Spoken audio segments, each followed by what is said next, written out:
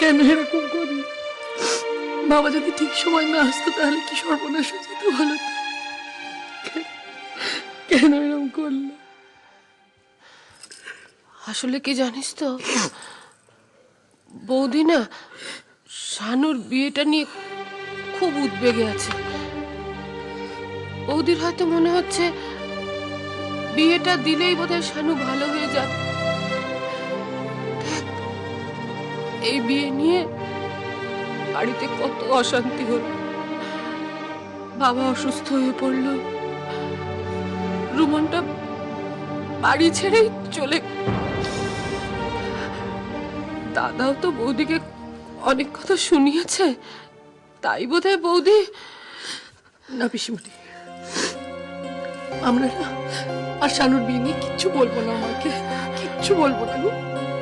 মা যা খুশি যা ইচ্ছে তাই করো, কিচ্ছু বলবো না। ইনি কে? ইনি তো পাত্র। তো পাত্র যদি এরকম শুয়ে থাকে তা আমি খাট মাপবো কি করে? ওটাকে উঠতে বলুন। আচ্ছা আচ্ছা ঠিক আছে। সায়ন, ও বাবা সায়ন, সায়ন ওঠো, ওঠো তো বাবা, ওঠো। আমি ধরি দেখি, আস্তে আস্তে ওঠো ওঠো। এই খাটটা সাজানো হবে, তোমার ফুলসজ্জা হবে।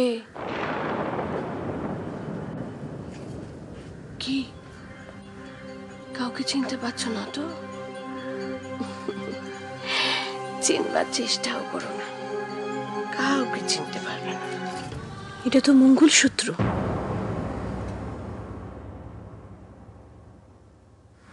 তোমার?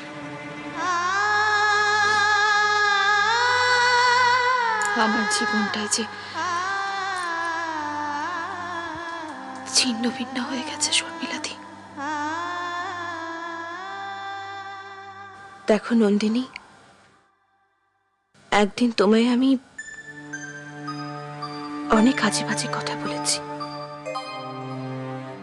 তোমার স্বামীকে নিয়ে, তোমার সংসার নিয়ে, না জেনে না বুঝে অনেক অনেক বাজে কথা বলেছি।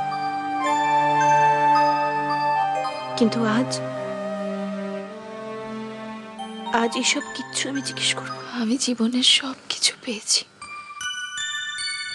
সব কিছু।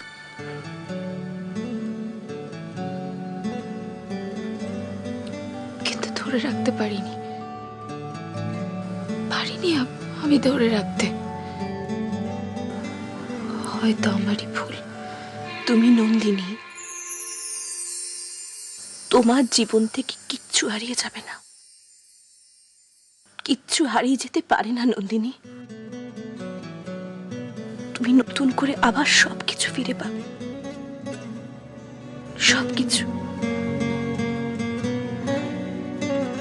একটা কথা মনে রেখো নন্দিনী, যিনি দুঃখ দেন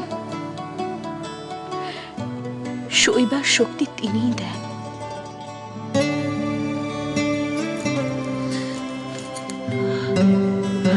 মাধবের বেঁচে থাকাটা যে খুব দরকার ছিল ডক্টর।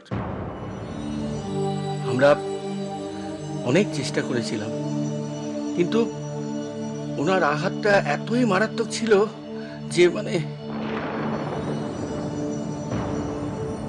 আমাকে যেতে হবে, যেতে হবে আমাকে।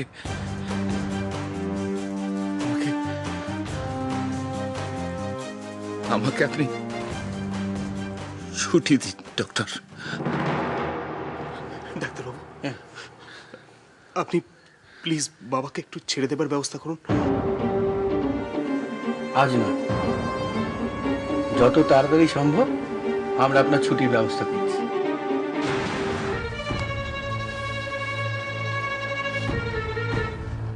মাধব, মাধব।